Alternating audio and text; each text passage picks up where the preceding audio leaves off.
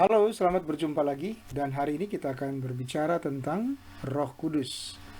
Kali ini temanya Roh Kudus turut menciptakan dunia. Pekerjaan Roh Kudus adalah menciptakan. Apakah Anda sadar bahwa dunia kita ini diciptakan juga oleh Roh Kudus? Bagaimana ceritanya? Mari kita pelajari bersama-sama firman Allah dalam kitab Kejadian pasal yang pertama, ayat yang pertama dan ayat yang kedua. Kita akan lihat di sana bahwa pada mulanya Allah menciptakan langit dan bumi. Bumi belum berbentuk dan kosong, gelap gulita, menutupi samudra raya, dan roh Allah melayang-layang di atas permukaan air. Nah, saudara, kita lihat bersama-sama pada awalnya, pada mulanya Allah itu menciptakan langit dan bumi. Tetapi di ayat yang kedua dikatakan bumi itu belum berbentuk dan kosong, sehingga dibutuhkan roh Allah untuk melayang-layang di atas permukaan air. Apa maksud roh Allah melayang-layang di atas permukaan air? Melayang-layang itu, saudara, dalam penciptaan, dalam bahasa aslinya yaitu bahasa Ibrani dipakai kata merakefet. Jadi roh Allah merakefet di atas permukaan air. Alkitab bahasa Inggris berkata moving around atau float around di atas permukaan air. Itulah Roh Kudus melayang-layang. Buat apa Roh Kudus melayang-layang di atas permukaan air? Yaitu untuk persiapan, untuk mempersiapkan dunia sebelum Allah berfirman jadilah. Jadi sebelum ada hewan, tumbuhan, bahkan manusia, ya Allah sudah mempersiapkan semuanya dengan datangnya Roh Kudus untuk bisa melayang-layang atau bergerak dari satu tempat ke tempat lain. Roh Kudus mempersiapkan segala sesuatu sebelum Allah berfirman menjadikan segalanya. Nah, Roh Kudus itu dia melayang-layang di atas permukaan air untuk menciptakan sesuatu. Itu perlu persiapan, dan Roh Kudus mempersiapkan semuanya. Roh Kudus tadi saya katakan dalam bahasa Ibrani merakefet atau melayang-layang, ya. Roh Kudus bergerak ke sana kemari, moving around, untuk mempersiapkan di segala segi dari utara, timur, barat, selatan dalam dunia ini, supaya ketika Allah berfirman semuanya langsung jadi. Betapa peran Roh Kudus sangat penting dalam penciptaan. Nah, Roh Kudus mempersiapkan dunia sebelum Allah berfirman jadilah terang, jadilah rumput-rumput, jadilah pohon-pohon, jadilah burung-burung di udara, jadilah ikan-ikan di laut, jadilah segala yang hidup, baik yang ada di langit di atas maupun yang di bawah bumi. Semua diciptakan oleh Allah, tetapi sebelumnya Allah Roh Kudus mempersiapkan semuanya supaya pada waktu menerima firman dari Allah jadilah, maka bumi akan menumbuhkan atau bumi akan mengeluarkan apa yang sudah diperkatakan oleh Allah. Nah, Roh Kudus juga mempersiapkan Anda dan saya untuk menerima keselamatan. Saya bisa menerima keselamatan dalam Yesus karena Roh Kudus terlebih dahulu bekerja di dalam kehidupan saya. Nah, demikian juga dengan Anda. Anda dapat menerima Roh Kudus bekerja dalam diri Anda itu karena Anda membuka hati untuk Allah. Nah, ketika Anda membuka hati untuk Allah, maka Roh Kudus bekerja memimpin Anda kepada kebenaran. Roh Kudus menuntun orang kepada Yesus, dan Roh Kudus menuntun orang kepada kebenaran. 1 Korintus 12 ayat yang ketiga dikatakan di sana, karena itu aku mau meyakinkan kamu bahwa tidak ada seorang pun yang berkata-kata oleh Roh Allah dapat berkata, terkutuklah Yesus, dan tidak ada seorang pun yang dapat mengaku Yesus adalah Tuhan selain dari Roh Kudus. Jadi Roh Kudus membuat saya bisa mengaku Yesus adalah Tuhan. Roh Kudus juga membuat saya tidak mengutuk Yesus. Jadi kalau Anda tidak mengutuk Yesus, itu karya Roh Kudus. Tapi kalau Anda mengutuk Yesus, itu bukan karya Roh Kudus, tetapi roh jahat. Nah, demikian kalau kita melihat ada orang-orang yang mengutuk Yesus, kita tahu bahwa dalam diri orang itu tidak ada Roh Kudus. Kita maklumin saja, kita ampuni saja dia, kita maafkan dia. Tetapi kita doakan dia supaya dia bisa menerima Roh Kudus, supaya dia dapat mengaku Yesus adalah Tuhan. Nah, kalau Anda dan saya dapat mengaku Yesus adalah Tuhan, maka itu adalah pekerjaan Roh Kudus dalam hidup kita.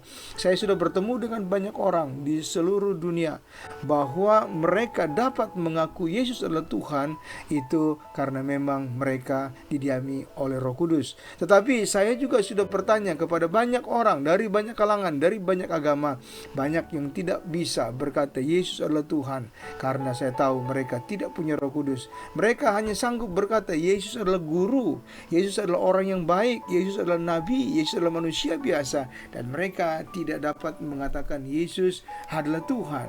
Kenapa? Karena Roh Kudus tidak ada dalam diri mereka. Nah, kalau Roh Kudus datang dalam kehidupan manusia, Roh Kudus akan menuntun orang kepada Yesus, dan kemudian Roh Kudus akan menuntun kepada kebenaran. Kalau orang bisa datang kepada Yesus, maka Yesus akan menyertai orang itu selama-lamanya.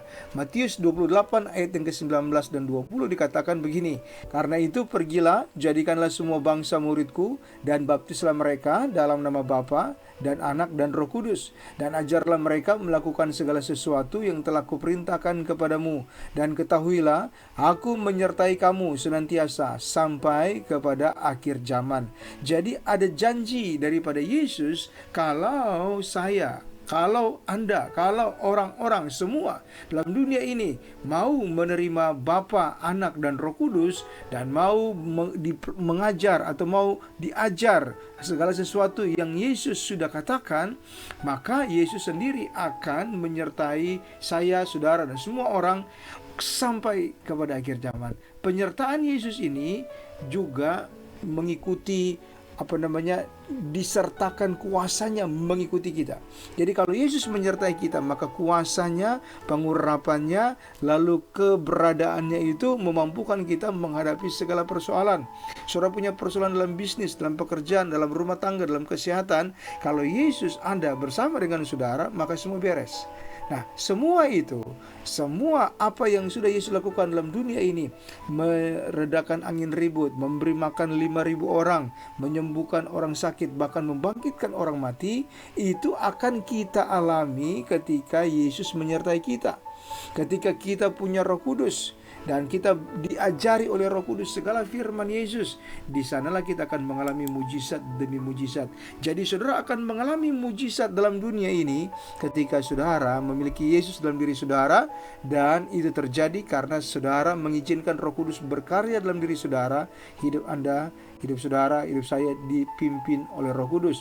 Nah, selanjutnya Roh Kudus itu akan menguasai saya dan saudara sampai surga. Tadi dia sudah mempersiapkan kita untuk menerima Yesus, dan setelah kita menerima Yesus, dia menuntun kita kepada kebenaran. Roh Kudus itu nggak sampai di situ, dia akan menguasai kita sampai surga. Dia tidak akan meninggalkan kita meskipun kita meninggalkan dia, meninggalkan Yesus. Roh Kudus tidak akan meninggalkan kita. Dia akan terus menginsyafkan kita dari dosa. Dia akan terus mengajari kita, dia akan terus mengajak kita. Roh Kudus terus akan menuntun kita sampai kita sampai di surga, sampai kita diterima di pintu surga oleh Yesus. Karena Yesus terkemuka di dunia dan di surga, sekali Roh Kudus itu menguasai kita, dia tidak akan melepaskan kita. Kecuali saudara, kita menyangkal Roh Kudus, kecuali kita menghina Roh Kudus, kecuali kita menghujat Roh Kudus, kita berkata Roh Kudus itu setan. Setelah kita diperbarui menerima Yesus, maka tidak ada pengampunan dari Tuhan untuk dosa ini, kita akan masuk neraka. Jadi saya peringatkan, sekali saudara sudah diterima menjadi anak oleh Tuhan karena karya Roh Kudus dalam diri saudara, jangan sekali-sekali meninggalkan Tuhan, jangan sekali-sekali menghujat Roh Kudus. Karena dosa semua bisa diampuni oleh Tuhan kecuali dosa menghujat Roh Kudus. Jadi ketika Anda mengizinkan Roh Kudus menguasai Anda sampai surga, Anda akan berjumpa dengan Yesus yang terkemuka di dunia di surga, sampai ketika Anda menutup mata. Yohanes pasal 3 ayat yang ke-16 katakan, karena begitu besar kasih Allah akan dunia ini, sehingga ia mengaruniakan anaknya yang tunggal, supaya setiap orang yang percaya kepadanya tidak binasa, melainkan beroleh hidup yang kekal. Jadi kalau Anda dan saya mati hari ini, maka kita yang punya Roh Kudus akan diterima di surga mulia. Kita akan masuk ke dalam kerajaan surga. Kita akan menerima rumah yang Yesus sudah siapkan kepada kita. Bukankah luar biasa karya Roh Kudus dalam diri kita? Untuk itu hari ini, setiap hari saudara bercerita dengan Roh Kudus, bercengkrama dengan Roh Kudus, dan saudara ajak Roh Kudus berbicara setiap hari dan katakan, aku cinta Engkau Tuhan. Dan ketika Anda melakukan itu, Anda mengizinkan Roh Kudus menguasai Anda dalam dunia ini dan sampai kepada kekekalan. Demikian, Tuhan Yesus memberkati kita. Amin. Haleluya.